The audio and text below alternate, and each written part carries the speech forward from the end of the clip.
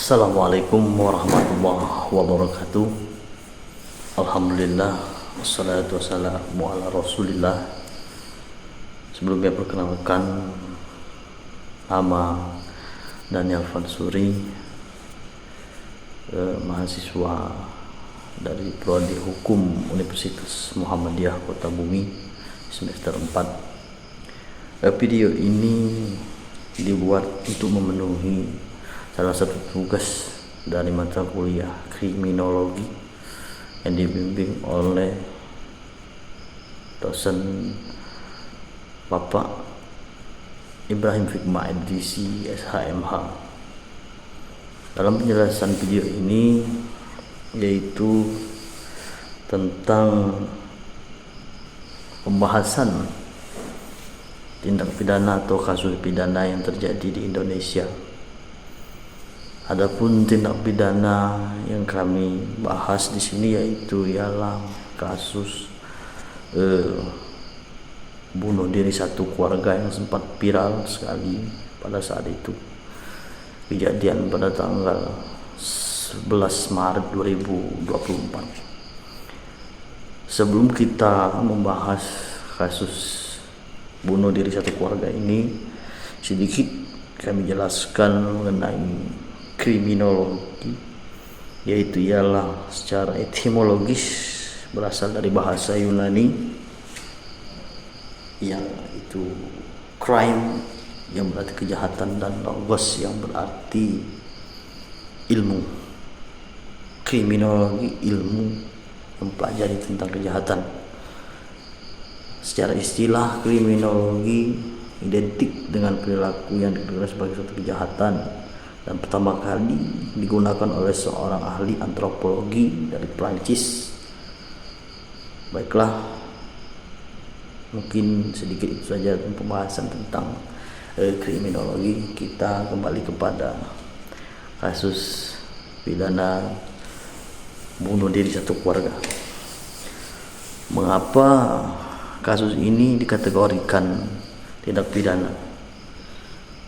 Yaitu alasannya ini mengacu pada pendapat psikologi forensik Reza Indragiri Amril yang sepakat dengan kasus tewasnya 4 orang keluarga ini di apartemen Teluk Intan Tower, Penjaringan, Jakarta Utara sebagai kasus bunuh diri. Dia menilai kasus ini perlu dicatat sebagai tindak pidana. Mengapa dia demikian?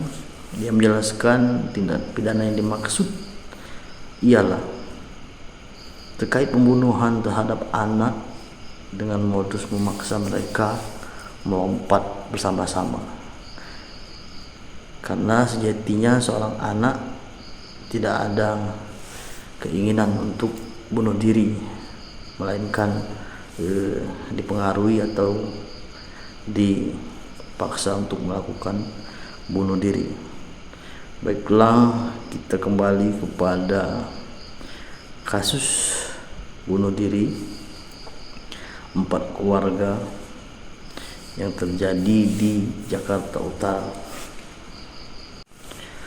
Kasus bunuh diri satu keluarga di Jakarta Utara, dari bisnis kapal yang bangkrut hingga tali pengikat tangan hingga dugaan keterlibatan orang lain, dilansir dari BBC News Indonesia.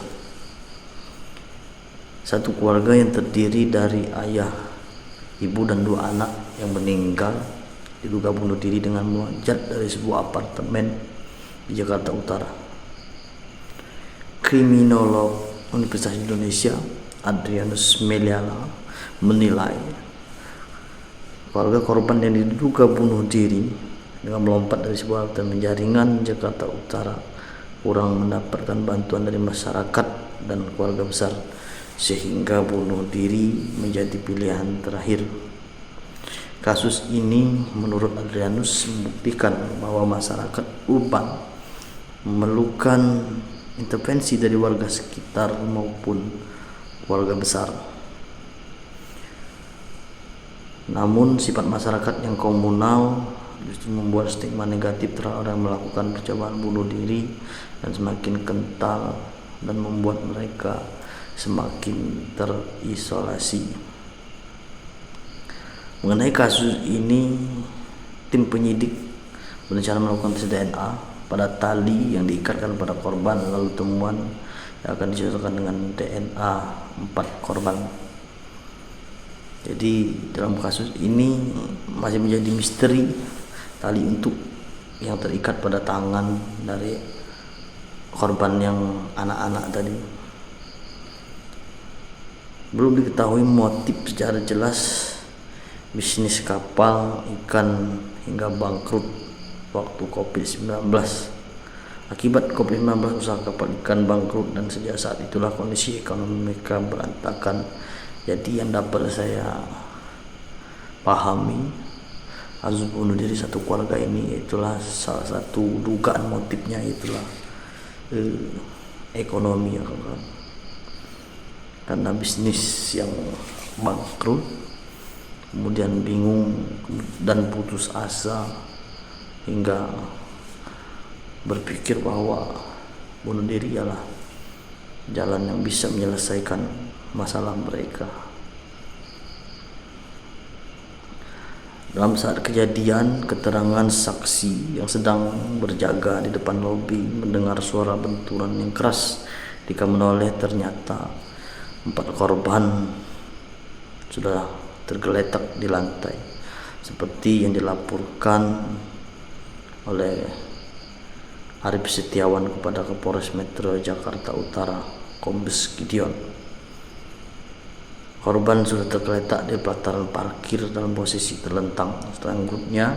Selanjutnya anggota security melakukan kejadian tersebut.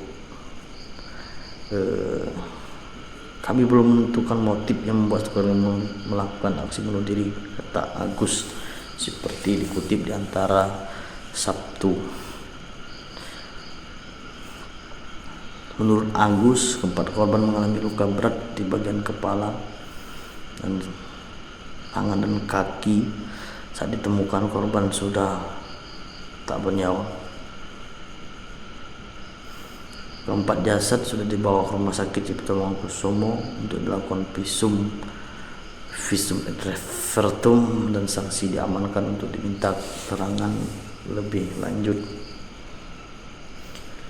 Menurut keterangan saksi, keluarga itu sudah 2 tahun tidak menempati apartemen itu. Ketika datang lagi ke apartemen, mereka langsung melakukan tindak pidana bunuh diri. Dari rekaman CCTV, polisi mengatakan pihaknya mengetahui sebagian aktivitas keluarga tersebut sebelum melompat dari apartemen.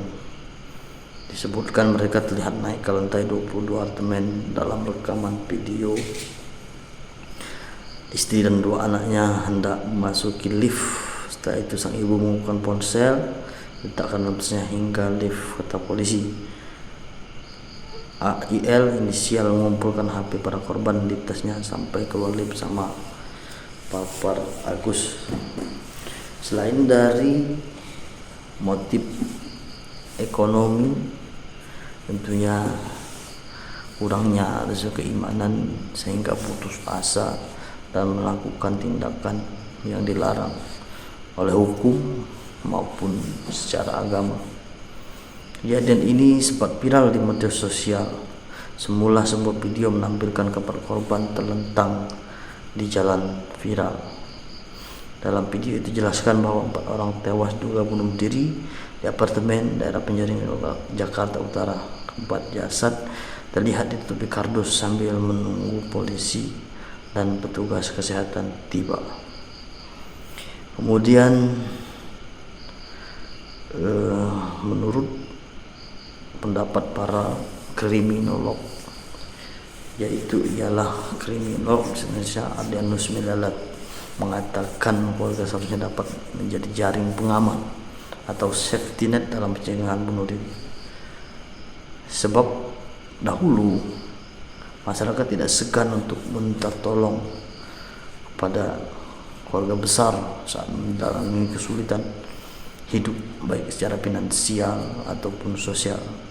Namun tren itu semakin berkurang dengan semakin berjaraknya anggota keluarga. Jadi dalam kehidupan masyarakat urban itu, jangankan kepada masyarakat dan pada pihak keluarga juga enggan ataupun canggung karena sudah adanya kebiasaan yang negatif ini. Menurut saya tidak ada lagi sharing keluarga begitu mengalami masalah hingga terjadi hal yang tidak diinginkan, seperti halnya bunuh diri mengakibatkan meninggalnya satu keluarga. Penelitian tersebut menunjukkan angka percobaan bunuh diri lebih dari 30 kali lebih besar dilakukan dari segi kesehatan mental. Salah satu langkah pencegahan yang dapat dilakukan yaitulah keberanian masyarakat untuk membahasnya serta pembaruan sistem data yang lebih akurat. Ya, balik tadi, bunuh diri itu bukan mencerminkan suatu kesehatan mental. Ini bukan hanya tentang yang di dalamnya, tapi juga tentang lingkungan dan segala sesuatu di dalamnya. Ya, yang dapat kita paham dan kita jadikan pelajaran bahwasanya dalam kehidupan selain dari mental, faktor ekonomi, faktor lingkungan yang tidak kalah penting dalam kehidupan kita sebagai seorang yang beriman, kita sebagai muslim tentunya, yaitu adalah tidak boleh kita berputus asa dengan kejadian yang ataupun dalam keadaan yang terjepit sekalipun, karena kita percaya bahwa segala sesuatu yang terjadi berat maupun ringan, kejadian yang membuat bahagia bahkan menyedihkan, ialah suatu perjalanan hidup yang harus kita lewati dan kita tidak boleh menyerah. Karena bunuh diri dalam Islam sangat diharamkan dan secara hukum itu adalah tindakan yang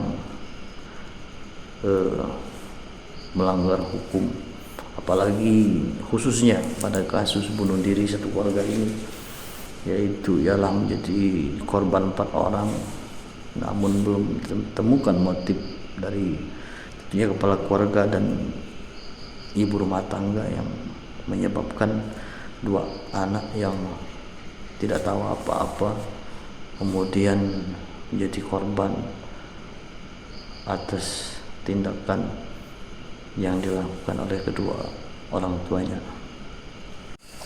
Adapun dalam kasus ini tidak ada atau belum ada yang menjadi tersangka karena satu keluarga tewas semua.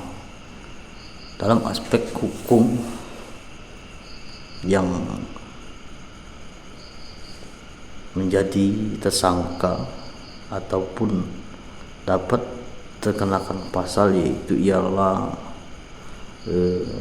yang berkaitan dengan bunuh diri dalam hukum positif Indonesia. Salah satunya adalah pasal 345 KUHP, yaitu ialah seorang yang mendorong ataupun menolong seorang untuk melakukan bunuh diri. Namun dalam kasus ini sementara ini ya karena meninggal semua, jadi tidak ada yang ditersangkakan karena sudah bukan lagi hukuman dunia yang menanti, bahkan hukuman akhirat yang positif diterima oleh yang bersangkutan melakukan bunuh diri.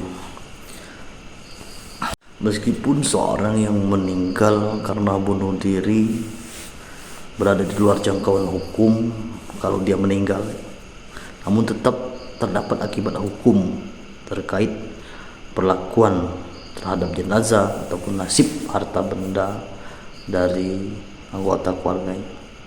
Masalah terkait membantu bunuh diri dan percobaan bunuh diri juga telah diatur oleh hukum di beberapa yurisdiksi, dan beberapa negara mengkriminalisasi upaya bunuh diri ini. Baiklah, mungkin itu saja yang dapat saya sampaikan dalam kesempatan ini. Semoga kita dijauhkan dari pemikiran negatif ataupun terbesit dalam keinginan kita sehingga berputus asa dan memikirkan bunuh diri. Semoga kita terhindarkan dari hal-hal negatif tersebut. Demikian yang dapat saya sampaikan. Video ini tentunya ialah video tentang pembelajaran ataupun ajang belajar kami masa hukum. Tentunya banyak sekali terdapat kekeliruan ataupun kesalahan, kami aturkan maaf sedalam-dalamnya. Akhirnya terima kasih atas segala perhatiannya. Billahi fisabil haq fastabiqul khairat. Assalamualaikum warahmatullahi wabarakatuh.